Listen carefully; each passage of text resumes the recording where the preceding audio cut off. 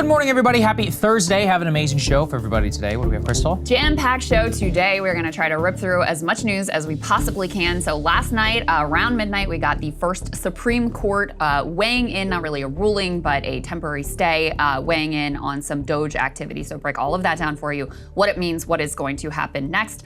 Also, big cabinet meeting yesterday that Elon Musk was at. Some very interesting things happened there. We'll show you some of the highlights. Saagar really wanted to sound off on the Trump golden visa. So Ryan and Emily covered it yesterday, but we had a bit of a different view. So we wanted to express that as well. Obviously important in the context of sort of like philosophically and what is this country and how do we want to pursue immigration, etc. More airplane near misses, absolutely terrifying. 2 coming in very close succession. We'll show you some really shocking footage from one of those near misses.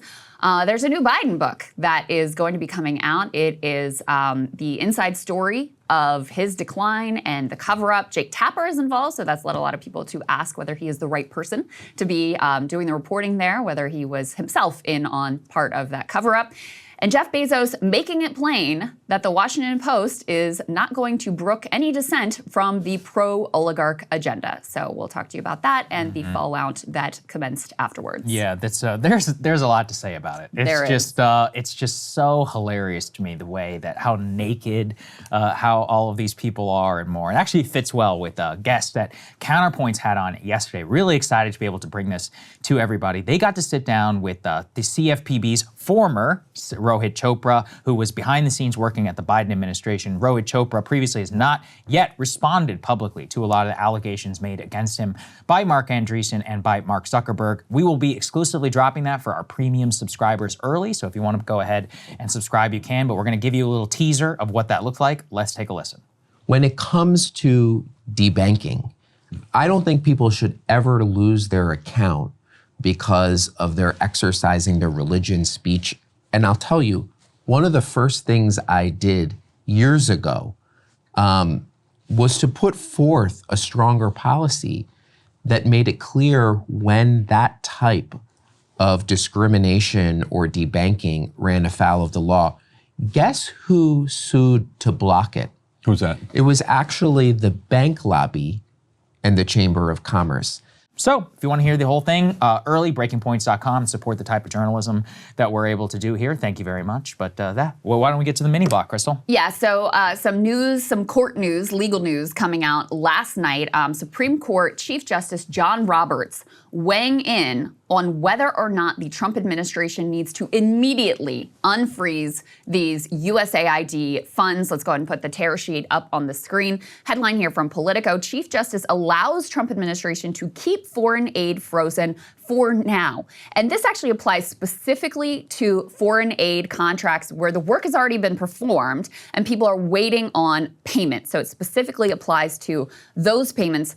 This is part of a back and forth that's been going on that we've been tracking here about USAID that has been working its way through the court system.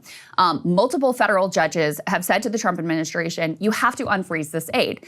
And rather than try to do that, the Trump administration has repeatedly come up with different legal rationales why they believe like, oh, we are complying and we just have now a new different legal theory for why this aid can be frozen. A federal judge yesterday had said, listen, I'm done. You've been playing these games for weeks now. You have until midnight to unfreeze these funds. The Trump administration basically came back and said, we literally can't do that. They appealed to the Supreme Court. This is not any sort of a final decision or final ruling. This is just to preserve the status quo. John Roberts weighing in and saying, okay, we're going to give you some more time and asking for new filings to be put into this case by Friday. So Supreme Court almost certainly ultimately going to weigh in on this, but really significant because, like I said, it's the first time the Supreme Court weighed in. And also, of course, we've been tracking this, building crisis of whether or not the Trump administration was going to comply with the court orders that are coming down. Now, so far, like I said, they haven't been in compliance, and there have been multiple judges on this case specifically who have said you aren't in compliance. But at this point, they're not just openly defying those court orders, they're coming up with legal theories for why they think they are justified in continuing to freeze this aid.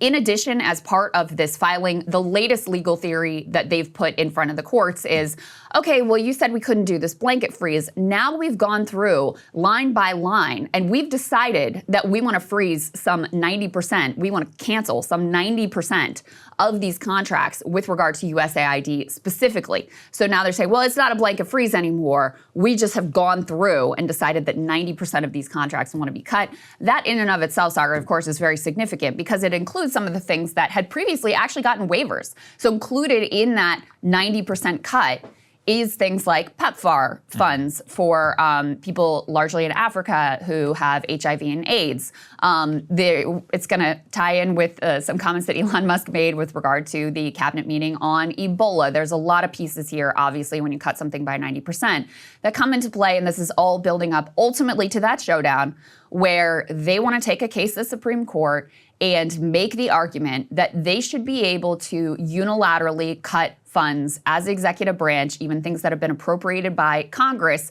This is part of that unitary executive theory. This is part of them wanting to deem the Impoundment Control Act unconstitutional so that Congress effectively, in their view, sets what is a ceiling for funding, but then the executive branch can come in and say, but we don't like that program, we don't like that program, we don't like that program, and effectively consolidates the power of the purse largely within the executive branch. So we're one step closer to that eventual showdown, and I think it's anybody's guess which way the Supreme Court's going to rule. Yes, very good summation, as we said. So this is just a stay. It's a stay that will refer the matter to the Supreme Court, which will allow it to happen before they can make that. I will say there's some interesting, actually, stuff also happening at the same time when the House of Representatives is continuing a resolution to fund the government. Now, theoretically, that continuing resolution would do what? It would continue to fund these very programs which have been paused by DOE. So there's actually an interim House maneuver which would both fund these, perhaps adding more to how SCOTUS will have to weigh it, with the current Congress actually funding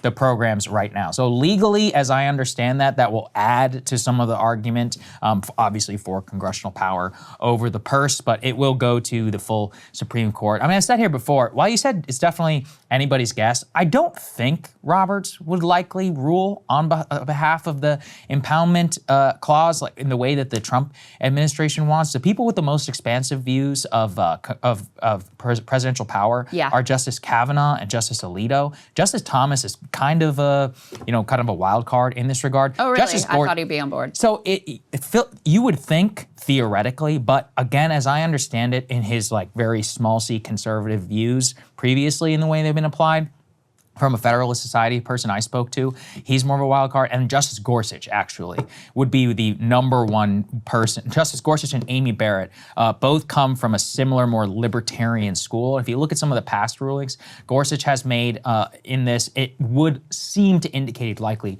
to side with the liberals. So it's not a slam dunk by the Trump administration at all. They're trying to get this as early as possible so that it can obviously inform what actions they can continue to make in the future. So it's interesting, nonetheless, and it is the latest thing. As you said, it's a relatively routine legal maneuver. We see SCOTUS stays all the time before they want to decide a full movement at the court. And you were talking also about the midnight deadline. It's like, well, in terms of actually being able to comply with a literal midnight deadline with all these crazy governmental systems doesn't seem particularly realistic, so they also want to set up some sort of showdown just on that. Totally, and I think that's an important part of it. I mean, I do think it was probably impossible for them to comply by midnight, which is what they were saying, we literally can't do this because the government is not just a switch you can flick on and off.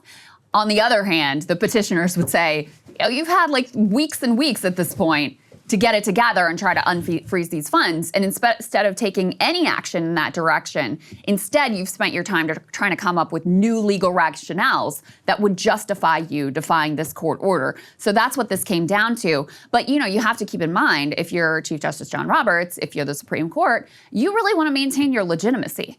So if you're weighing in and saying, no, I agree, you have to unfreeze these funds by midnight, and you know that that's probably impossible to accomplish, well, then you're already in the situation of a total head-to-head showdown with the executive branch. And they know that the second that the executive branch, if they were to go down the path of open defiance, then the Supreme Court as an institution is on, let's just say, very shaky ground. So, that's part of the dynamics that play in here is they want to preserve their legitimacy.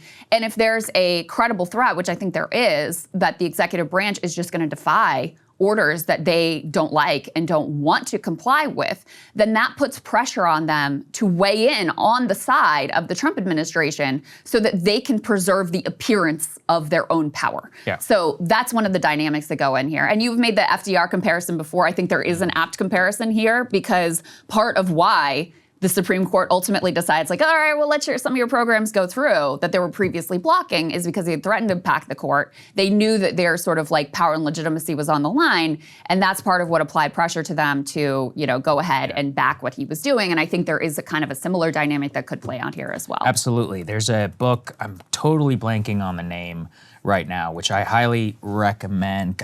Supreme Power, that's what it is, by Jeff Social. I read it several years ago. It's called Supreme Power, Franklin Roosevelt versus Supreme Court, which goes into this. I should probably reread it for some of these before the decision comes down. But if anybody's interested, that will give you some parallels. Hey, if you like that video, hit the like button or leave a comment below. It really helps get the show to more people. And if you'd like to get the full show ad-free and in your inbox every morning, you can sign up at breakingpoints.com. That's right. Get the full show, help support the future of independent media at breakingpoints.com.